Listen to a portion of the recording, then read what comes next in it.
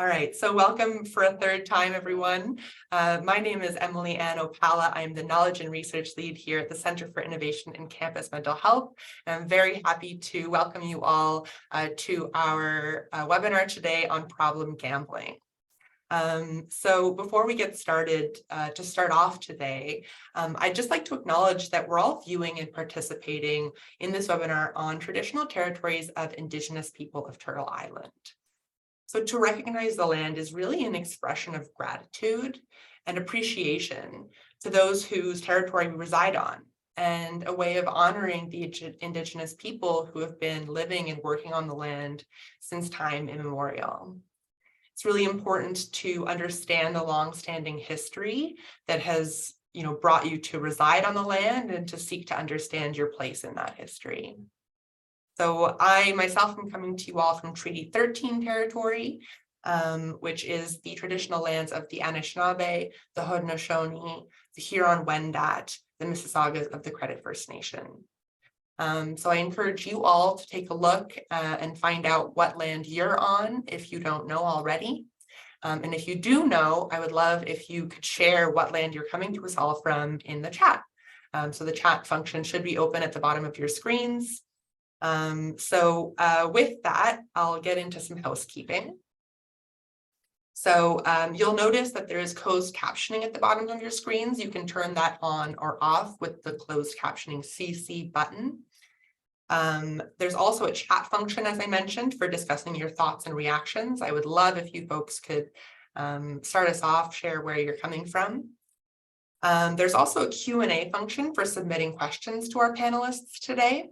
I'll introduce our panelists in just a moment, but if you'd like to submit questions, you can do that with the Q&A function at the bottom of your screen.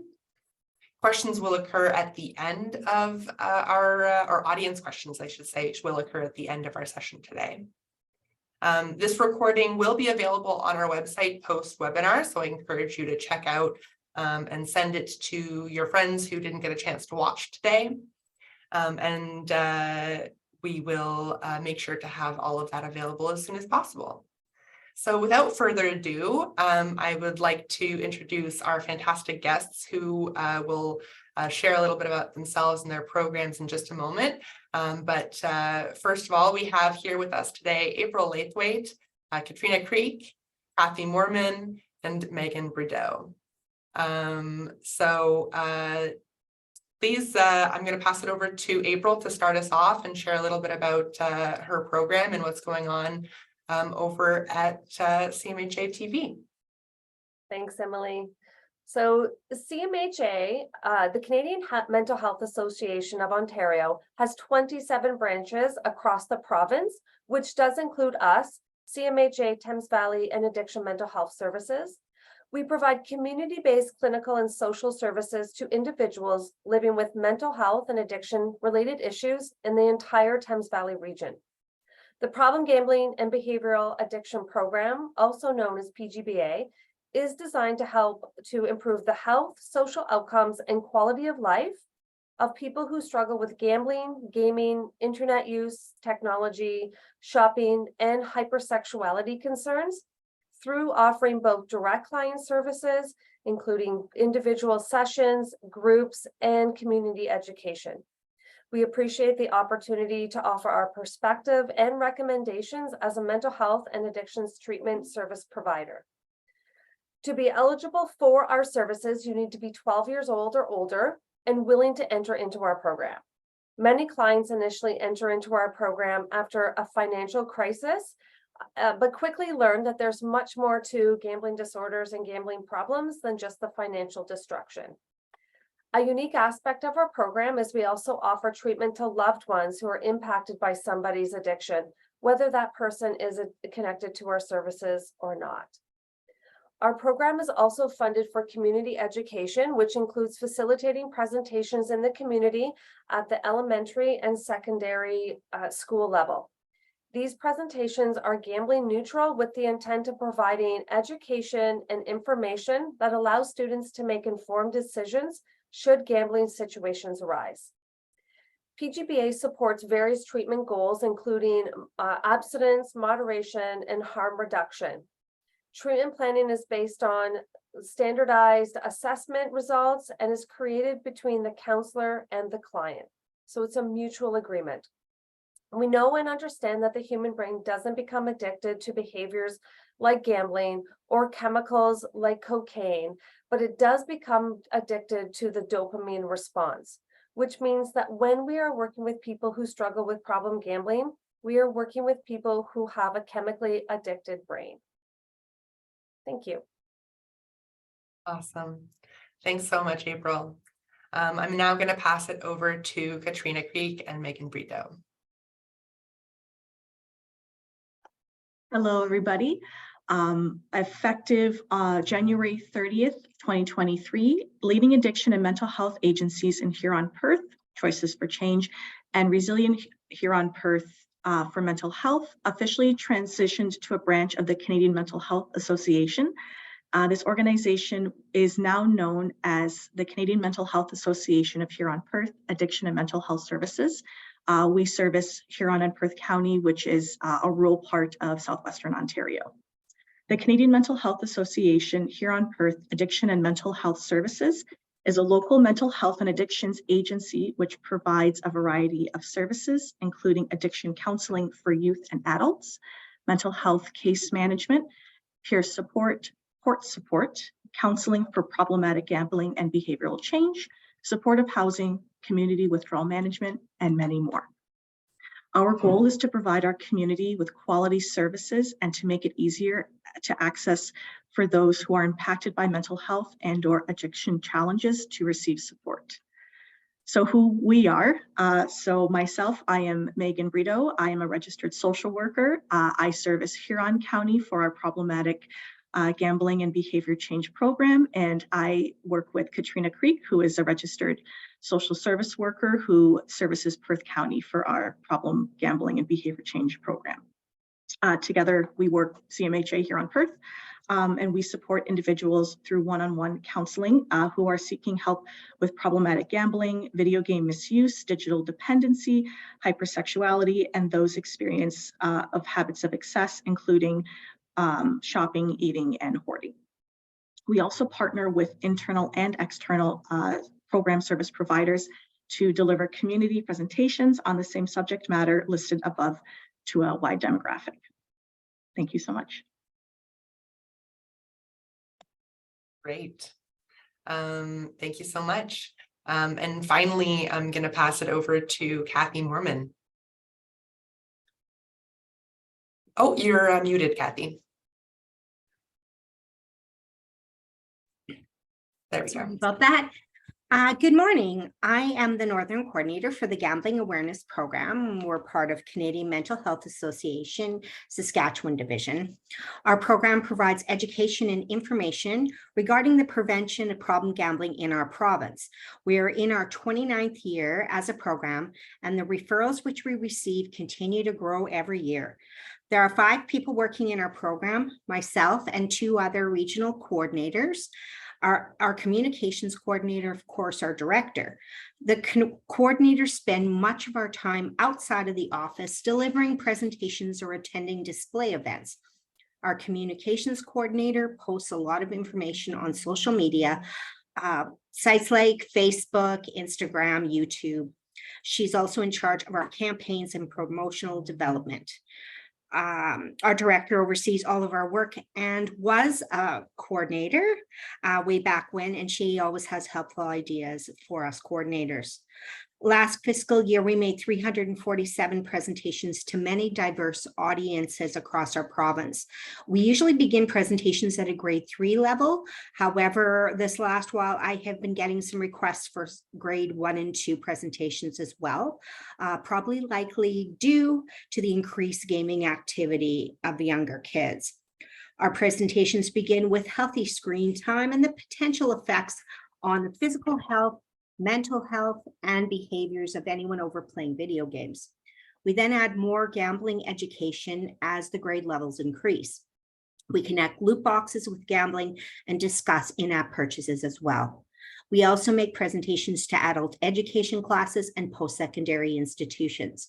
We deliver presentations to adult and youth treatment centers, older adult programs. correctional facilities, parents, transition facilities, the RCM depot in Regina, also northern communities and First Nations, and many other community groups and agencies. Attending display events is also another large part of our program's mandate. Our displays are very interactive, using our spinning wheel, asking gambling and gaming questions, giving the participants a chance to win a prize. Our wheel is very popular, and we won the best display at one of the youth events in Prince Albert. Last fiscal year, we set up 34 displays across the province, including Welcome Week at the University of Saskatchewan, teachers' conferences, Moose Jaw Sidewalk Days, Polytechnic career fairs, youth conferences, events on First Nations, and something new, we collaborated with Let's Talk. We collaborated with the Western Canada Hockey League, and we went to games and set up events at the hockey games. One of our busiest times of year is Gambling Awareness Week in May. We collaborate with Saskatchewan Indian Gaming Authority to provide a comprehensive display at each of the casinos. We also collaborate with Saskatchewan Gaming to provide a display at the 2 provincial casinos in Regina and Moose Jaw. We have a strong working relationship with both agencies and benefit from the collaborations. We also have a strong connection with the Saskatchewan Problem Gambling Helpline, and both agencies promote both programs. As a program, we develop a vast variety of print materials that provide information for the problem gambler, the family, teachers, parents, and gaming information for youth. Another very popular resource that we have developed are scratch cards for students. What's your gaming profile and what's your social media profile? It gives the students an opportunity to take a closer look at their gaming use or social media use. We continue to modify and overhaul our program along with our material, whether it is print material or our swag, which includes stress dice that are very popular, and notebooks. We continue to align our contacts with the ever-changing gambling industry, including the very popular online gambling and sports betting. We receive very positive feedback from our teachers, facilitators, students, and participants. And every year we are sought after to provide presentations to brand new communities and new groups. We look forward to providing new and interesting content to the areas of the province in which we serve. Thank you. Awesome. Thanks so much, Kathy.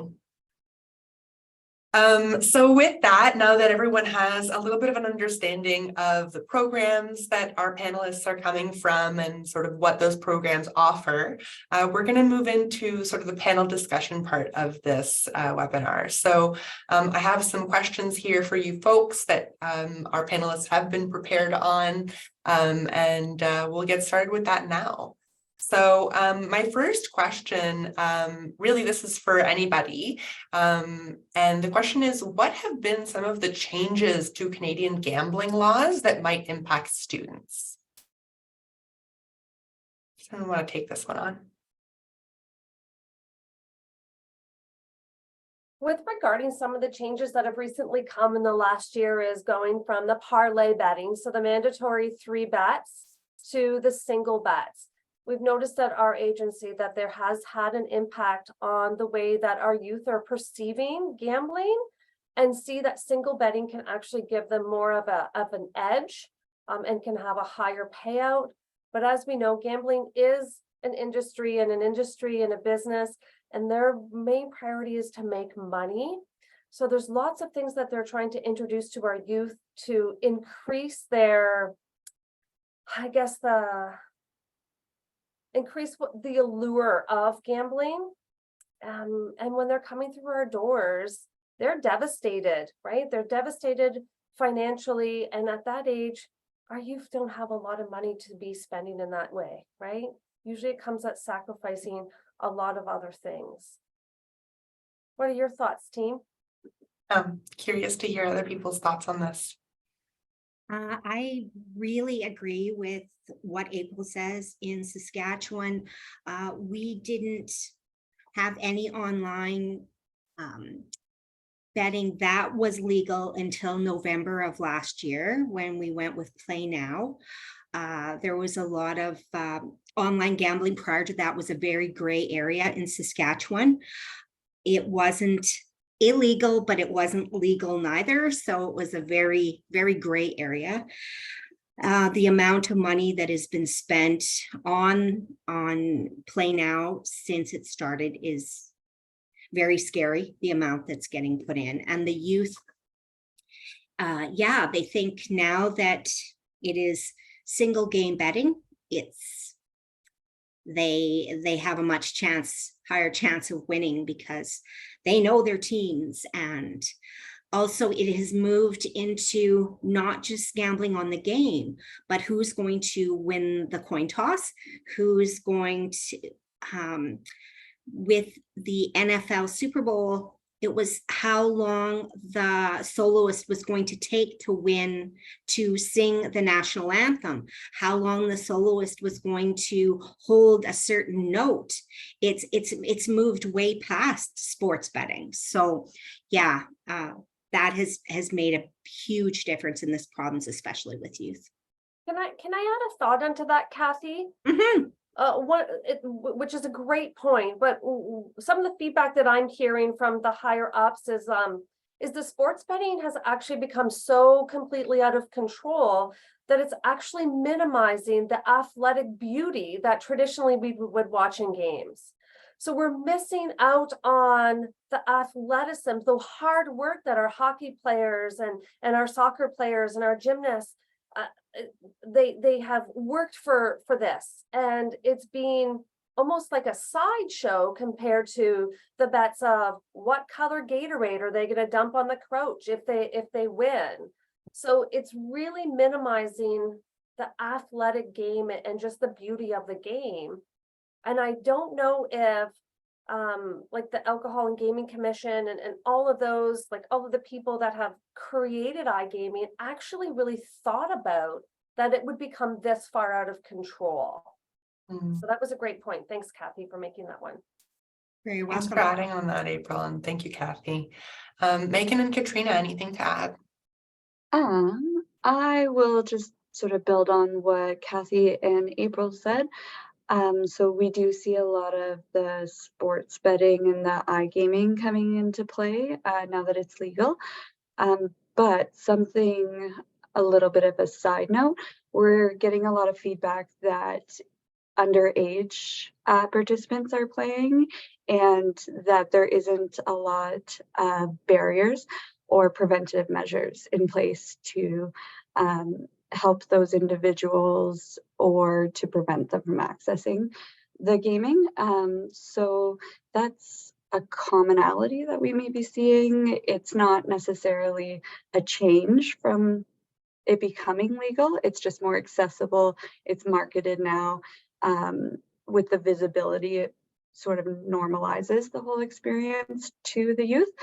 And if they're beginning it earlier, then the behavior has more time to progress. And, you know, they may be seeing the problematic side of that behavior at an earlier age. And that may be where our participants are encountering the individuals, that they've been experiencing gambling or they've been utilizing it for an extended period of time, long before they were legally eligible to.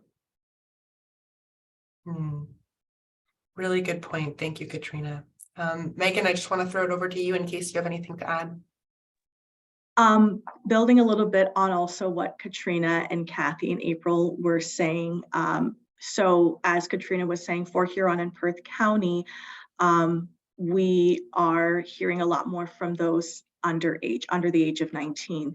And it is very easy to log into iPlay, make an account, and with OLG, they want to make sure that you live in Ontario. So you do have to confirm the address, but the age doesn't really matter too much. And if there is someone under the age of 19, and typically, you know, when they have a bank account open up, they would have to do it under a parent. So those accounts can be linked. Oftentimes, we'll see that even when those youth go into post-secondary education. And so they can be under the age of 19. And if they win money on iPlay, sports betting, anything with OLG, if they win money, it will just go right into that account because there is somebody over the age of 19 managing that. So, right, as Katrina was saying, the barriers are not really there to make sure that those who are 19 are playing it. It's so accessible. That's something we've seen a big increase in with youth that we have been working with, is that they are now using iPlay and they are well under the age of 19 because it is so accessible. A huge issue. Thank you all so much for bringing all that up. Great. So my next question for you all is, do students' gambling habits differ from the rest of the population, the adult population? I can speak to that.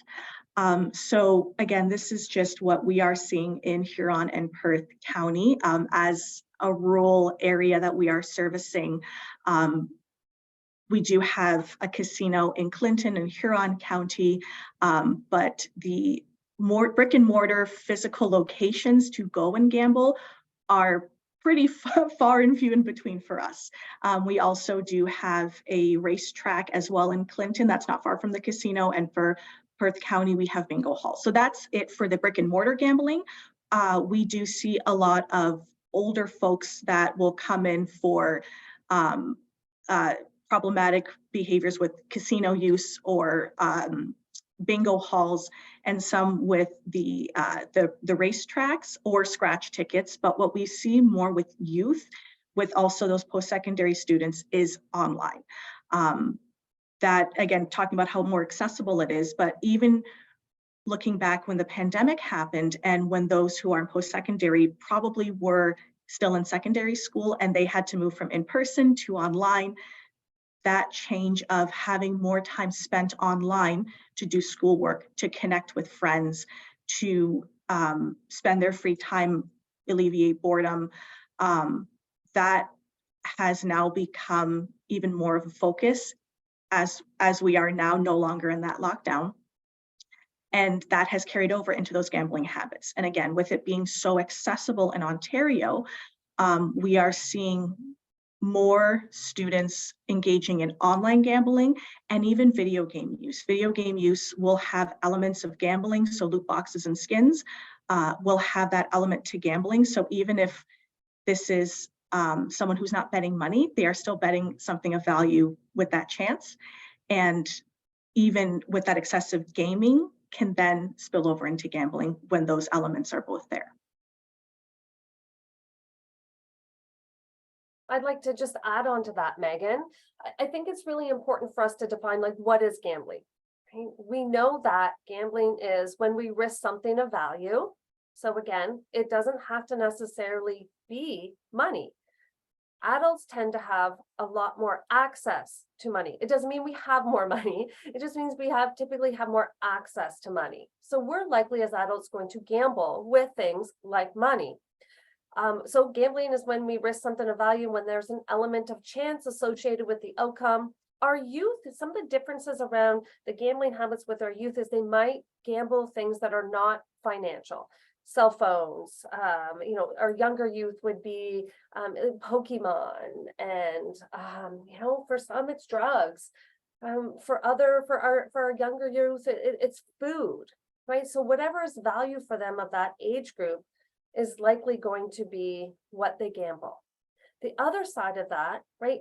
Do their gambling habits different in that population? Well, they are not necessarily equipped at this age to be able to manage some of the cognitive distortions that come with problem gambling.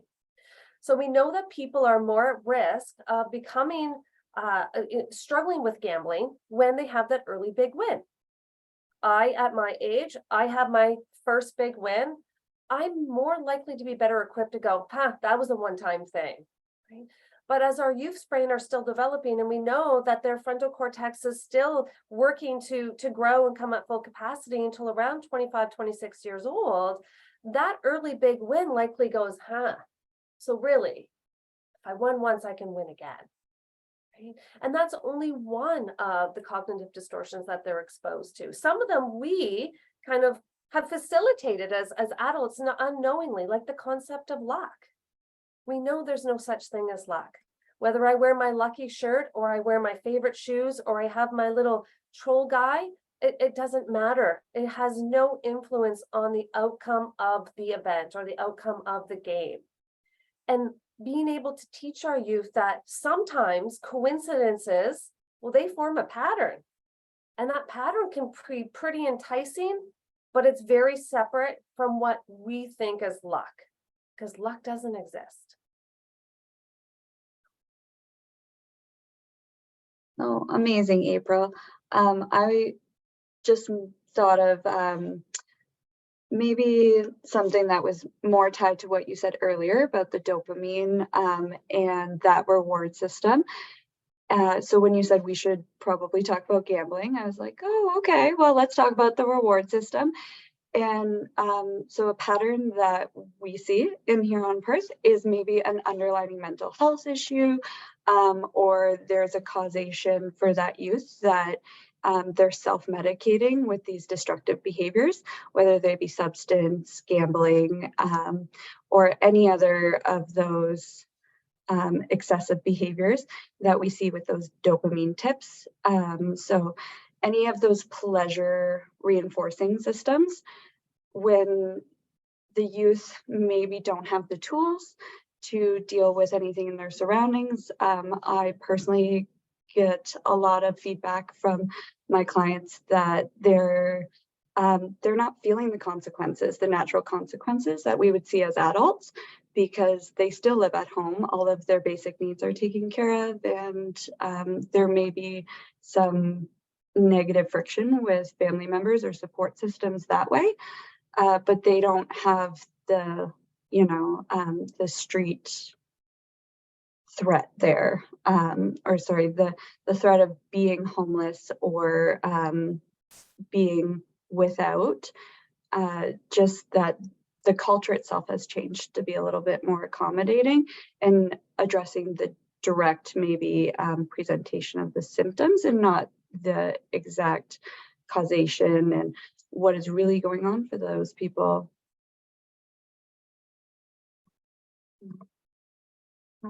In Saskatchewan, like I said, I was the northern coordinator, so I go from about an hour north of Saskatoon right to the northern border of our province. So when I'm spending time in northern communities, and I've been up at spent a lot of time in the northern communities in my job, it's very different. The youth and even the post-secondary that are taking classes online, way more kids don't have phones, even ones that have reached post-secondary age. So their gambling is a little bit different. They are spending more time with poker, and like you said, April, not just betting with money, but betting with a bunch of different things. So that we've seen a change. However, this morning, when I got to work, I had an email. There's going to be some big changes in Saskatchewan regarding gambling. And one of them is that they want to put VLTs on First Nations and ones that don't have access, that maybe are northern and don't have access to VLTs. They're far away from casinos. Our most northern casino is in Prince Albert. And so this is going to change things in Saskatchewan and they talked about all these different things that they want to change. And then they said they were giving $250,000 for programming for addictions. So that was kind of interesting. Add more and then give a little bit of money, throwing it here for treatment. But I'm finding, like, when we're down, with central coordinator and southern coordinators, the ones that have, everyone has cell phones, everyone has access to everything, including the casinos, that we're seeing some of them like in their first couple years of post-secondary, that they're, you know, going to a casino or the bar is still a new thing. And then, you know, as they're getting into their third and fourth year, they're moving a lot more to online, because that, you know, that newness of the casinos and the bars has passed. So that's kind of what we're seeing in Saskatchewan right now. Okay. And Kathy, could you just confirm what VLTs stand for? Sorry, video lottery terminals. So they want to, Saskatchewan has the highest use of VLTs and slot machines in all of Canada per capita. So yay us. So that is, and let's add some more on to this so we can even do it more. So yeah, it's quite concerning when I came in this morning, and that's the first thing I read. So yeah. And just to open that up a little bit more, video lottery terminals are, they look very similar to a slot machine, if not almost exactly like a slot machine. And then when you use it like a slot machine, what it does is it spits out like what are they called, like break open tickets. And typically they in Ontario, they can be placed in certain places outside of a casino. And they can be very, very enticing looking. Just in case anybody didn't know what a VLT was. Are they the same as Saskatchewan, Kathy? The same thing? Yes, pretty Yeah. much. Like the combination of the two is electronic gaming machines when you look at either one of them. But yeah, they're pretty much the same. They were a lot more different in the beginning when we first got them. A lot more different games. Of course, the VLTs have never had in Saskatchewan. They've never had like the one-armed bandits, but they're very, very similar. And just the lights flashing and the bells and the whole thing, like you say, very enticing. Indeed. All right, great. That was a very helpful answer to that question. So the next question that I have for you folks is, how can you identify a student who is struggling with gambling?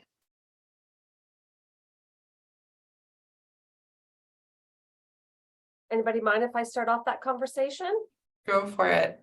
So a couple things you might want to look for with youth that might be struggling with gambling is some opposites or some extremes, right? So either they have lots and lots of money, right? Where you're like, hey, where did this come from? You may be looking for someone who typically had money and was pretty self-sufficient, and now all of a sudden, they're asking, or they're kind of bumming money, or they're bumming cigarettes, or they're asking for this or asking for that when they used to be self-sufficient. So those extreme changes, but aside from the finances that are pretty like blatant if you look for them, mood changes in mood, sudden changes in mood, elevated mood. Someone who comes home after being out for a bit, and their mood's very euphoric, or their mood is very, very low. So sudden changes in their mood, sudden changes in their financial status, sudden changes, or maybe not even subtle changes, but like overall changes in their performance at work, their performance at school. Are they hard to get up in the morning now? Changes and opposites in behavior.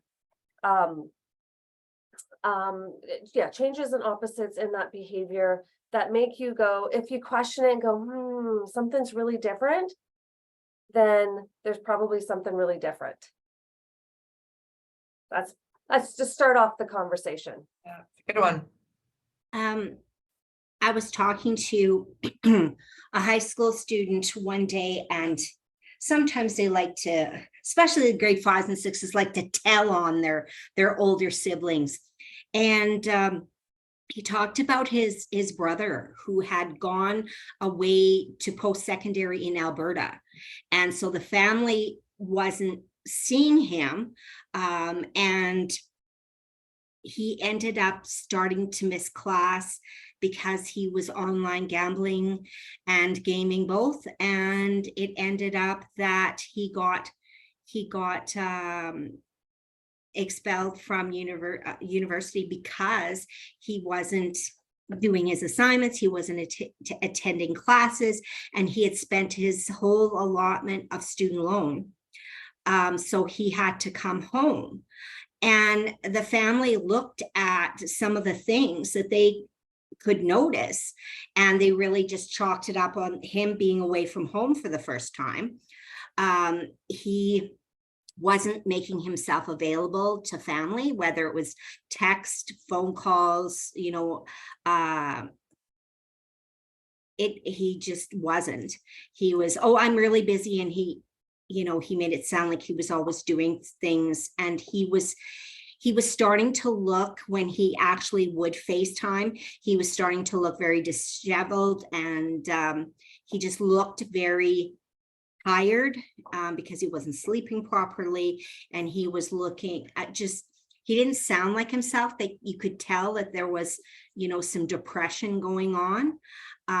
Yeah, and that's some of the things that they could see without even having him physically present. But yeah, for some family members, it's to watch some of those things. And yeah, sometimes it is being away from home for the first time. But with him, there was other things going on, because these things had started prior, in small amounts prior to him leaving.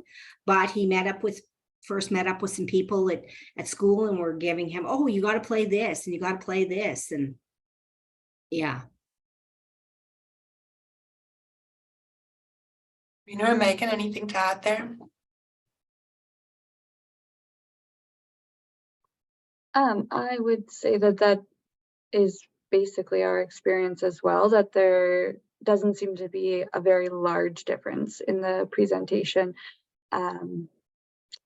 whether that's a good thing or a bad thing. Yeah. Makes a lot of sense, for sure. All right, so my next question for you folks is, what are some of the best practices when supporting a student with a gambling problem?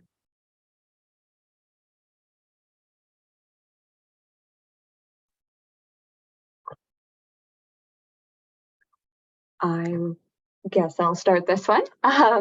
So I have the most luck engaging people with motivational interviewing, especially for the age group where their brain isn't fully developed.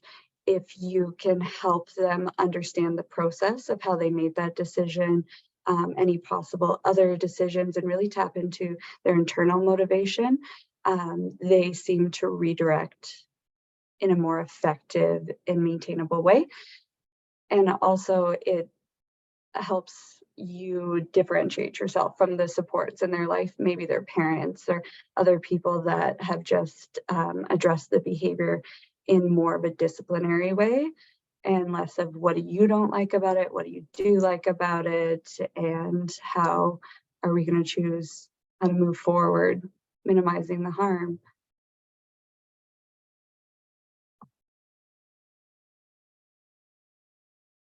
Along with motivational interviewing, we also work with our youth through the stages of change. So we help them to identify where they are in that stage of change. So we know that clients can be pre-contemplative, not my problem, I don't have a problem, you have a problem, all the way to, you know, kind of exiting out of treatment. Many of the youth that come into our services are in the contemplation stage. So the stage where it's like, yeah, I have a problem. Like, I know my parents are on my back, or, you know, I don't have any money anymore. And then they follow up at that, but I'm so good at this, or, but it helps me to forget things, or, but, right? So helping them to normalize that this is a very normal part of recovery. Where you are is exactly where you need to be. We can start talking about cost benefits. We can start to query extremes. We can, you know, try to project themselves. Hey, in 6 months, if you were to continue to do this behavior, where do you see yourself? We can actually, with the help of motivational interviewing, right? Help them move through the stages of change and get to preparation. Sometimes that doesn't happen the first admission.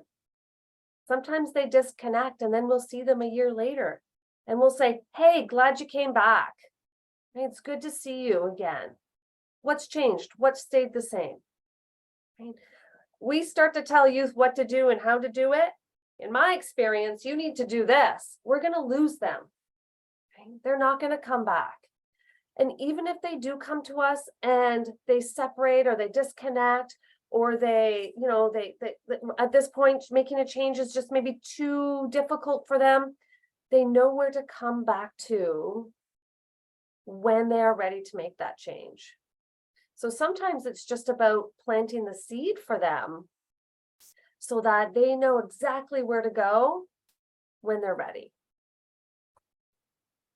Such a great point. Yeah, being ready is such an important part of that whole experience. Megan, I think you had something you wanted to add. I did, yeah. I just wanted to build on what both April and Katrina were saying.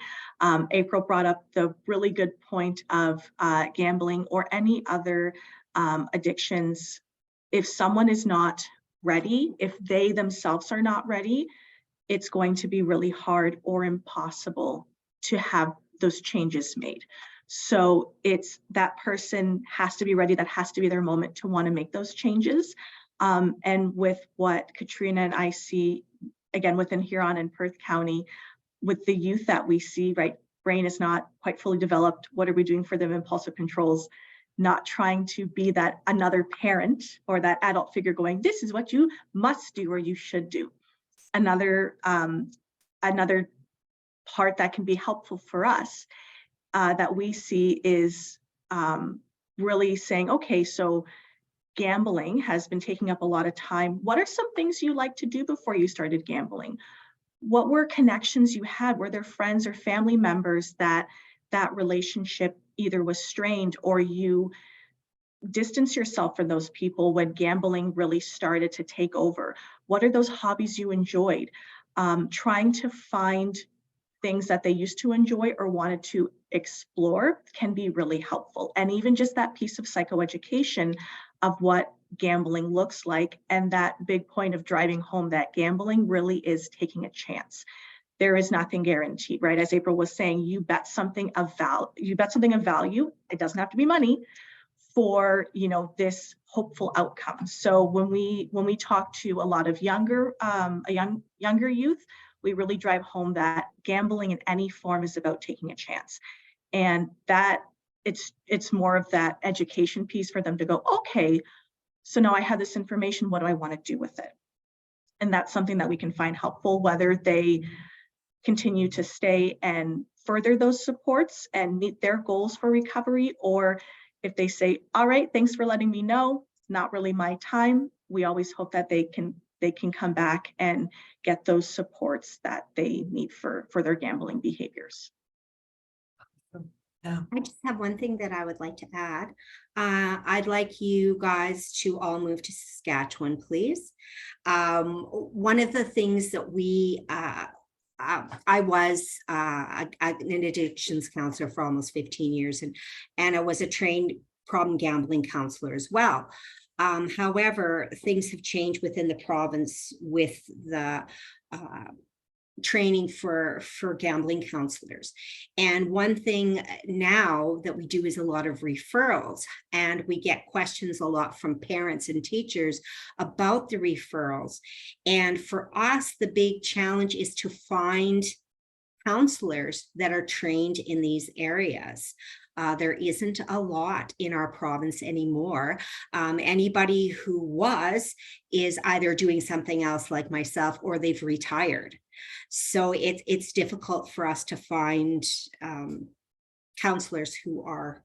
So if you guys would move all here, it would make my job much, much easier. So it's great to hear the good things that you guys are doing. Excellent. Excellent. And just a little bit of a plug, our next webinar is actually happening in 2 weeks' time and is on the topic of motivational interviewing. So if this has interested you in any way, please join us for our next webinar. All right, so it's just past 11:45, so I'm gonna move on now to some audience questions. And we'll do some of those, and if we have some more time, I have maybe one more question to ask you folks. So we have a question here from John in the audience who asks, are there new stats showing the rise of gaming and gambling in Ontario since March 2020 in post-secondary populations, and where could we find this? So before the webinar, Katrina found some wonderful information that is from OLG, it's from iPlay, where it does show their revenue, but it doesn't show specific populations in terms of age, gender identities, you know, where they live in Ontario, but it just shows I have it, I'm just pulling it up here, wagers, total wagers, total gaming revenue, and total wagers by quarter. They even have the top 5 sports by total wagers. Emily, would I be able to share my screen and I can just quickly do that? Okay. That should be fine. You should have the capacity to share your screen. Okay, bear with me. Not as tech savvy as I should be. So here we go, share screen. Screen share. Okay, so are folks able to see, it says iGaming Ontario in the top left corner? Good, okay. So, so yeah, this is again pertinent to the province of Ontario, but iGaming's Ontario FY for 2022 and 2023 full year market performance reports. So here I'll just kind of slowly scroll. So it shows wagers and total gaming revenue from January to March, and then on the left, and then on the right, it shows from April to March for 2022 and 2023. So total wagers, operators, active player accounts. So it will give that number of almost what was, you know, what was brought in and then what was paid out. And there's a bit of a further explanation on the data above with that.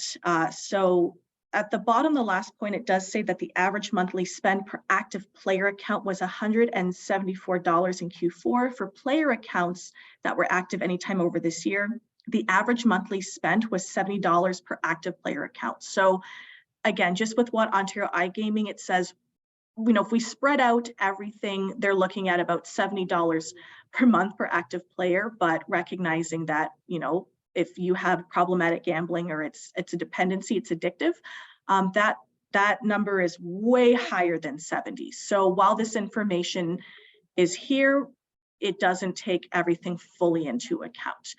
And again, the gaming revenue by total wagers. So numbers in the millions and the wagers were into the billions. So we know that there is a lot of money, the wagers, the money that's being bet, that's being put into the Ontario Gambling Commission. So, and these were the ones for sports wagers. So baseball is number 1, soccer, football, hockey, and basketball. Again, they have pie charts. So there's a lot of information. I know that you were asking specifically for the post-secondary, and it looks like for iGaming Ontario, they don't have that, but they just have what their general, you know, money coming in and money going out has been. So I hope that helped a little bit, but nothing that we know of for post-secondary, unless somebody else has that information that Katrina and I don't. All right, so let me see if I can just stop sharing my screen here. Sorry, new share. Oh, sorry.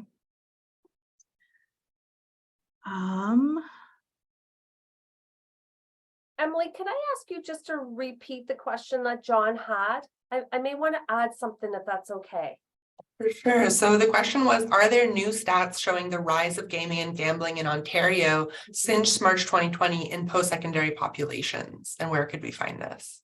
Excellent. Okay. If I just may add to that, aside from the stats part, John, Likely as frontline service providers, in my experience, with the changes to the single bets and iGaming, we likely haven't seen the full impact of the financial crisis, which is typically what brings people into treatment.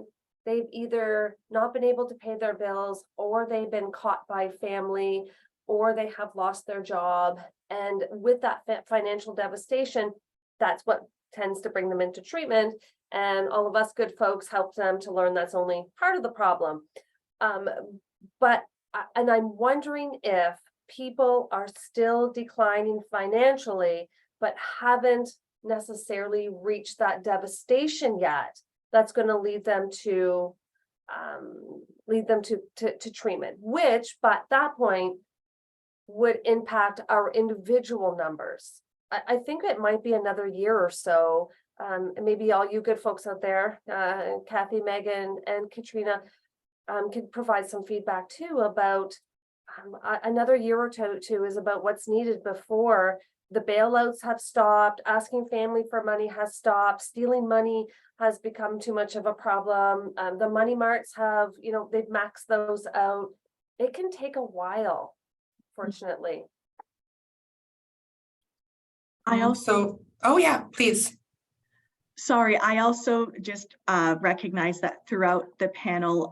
So for Ontario, we were talking about this new bill, but we actually didn't name it. So it's actually referred to as Bill C-128. That is what Doug Ford legalized back, I think it was March of 2021, but it was actually enacted in April of 2022. So it's really been just over a full year where that law allowed for the single bets for online sports betting. So there's parlay lines, online gambling, so iPlay. So that is also building on what April is talking about, where it's probably going to take some time to really see that financial devastation. For folks that we do see that coming for those supports for gambling, that devastation is so great.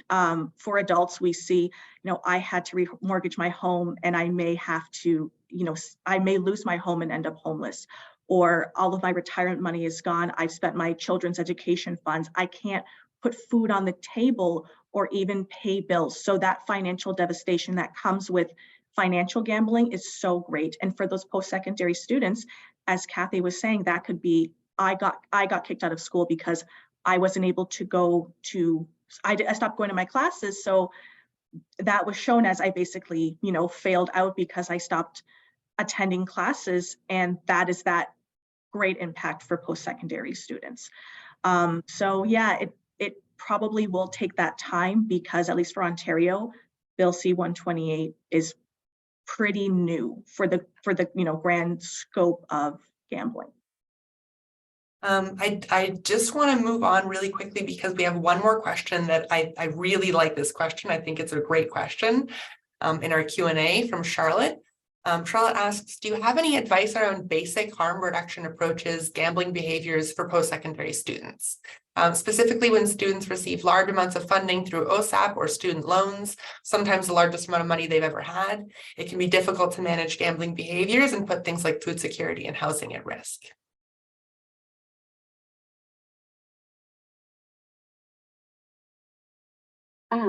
I would say, sorry, the question came from Charlotte? Yeah. I would say that Charlotte might find success with self-binding tools, whether they be physical or in any other way. So removing that immediate access for those students, and what that looks like for that student could be very individual. Not having access to that money directly, putting it in a different bank account that maybe has a hold on it, another person attached to it. There are lots of different approaches to making that money not as accessible, and that can look very different for very many people. There may be supports in place already at the school to help with that, depending on where you are, but maybe looking a little bit more into self-binding, that term, and how that can help sort of put barriers in place for that student, and also what other supports can be put in place to make sure that those needs are met first while you're dealing with that. Like April was saying earlier, their prefrontal cortex is not fully developed, and so they don't have that long-term skill, and sort of reminding them, helping them practice that part of their brain to build those connections. And hopefully that's a helpful starting point. If you do have more questions, definitely reaching out to a local provider to have that long-term support.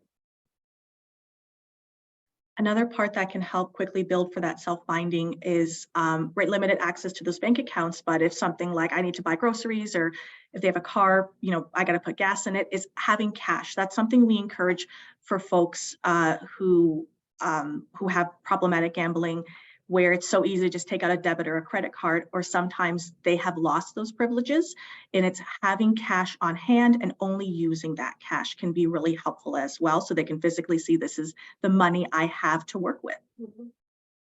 If I may build off a little bit of what Katrina and Megan had said, gift cards can also be an option. So when people struggle with addiction in general and gambling more specific, it's about feelings of powerlessness. And when we can take money and go and purchase gift cards or have cash, it can actually still be empowering, because we still have access to our $10 Timmy's cards. I can still go get a Timmy's if I want to. I don't have to be without everything that brings me some happiness or joy. I can still do that. So gift cards can also be very, very empowering. About the self-binding that you had said, Katrina, if I may just add, is that there's likely not going to be any one thing that's going to have enough power to stop somebody from spending their OSAP or gambling or spending the money that their parents gave them for food. If we think about putting very small barriers in place, tools and strategies, they're more likely to be helpful to minimize, if not eliminate, but at least to minimize the negative impact, all the while recognizing that one thing likely is not going to be the answer. We know when people struggle with addiction, they can get around barriers very, very simply. You won't give me my OSAP? All right, I'm just going to go to a money mart. And allowing them to build those barriers up. I've supported clients who used to freeze their bank card on a Friday night because it would be such a pain and so difficult for them to chop it all and get it out and go to the casino. So helping them to do, and that was their idea, not mine. That's just my thought. That's great. That's very helpful. So we've reached the end of our time together. I wish we had more time to talk about this, because obviously we all have some really great insights and thoughts on this topic, but we have to cut it off now. So I will say thank you all so much to our panelists. Katrina, April, Kathy, Megan, you were fantastic. I really appreciated your time today. Thank you as well to our audience for coming and spending this time with us today and learning all about problem gambling. A reminder, our next webinar is going to be on the topic of motivational interviewing, as I mentioned, so please check that out. Also, make sure to check out our websites, campusmentalhealth.ca and morefeetontheground.ca. When this webinar closes, you will notice there will be a survey that pops up.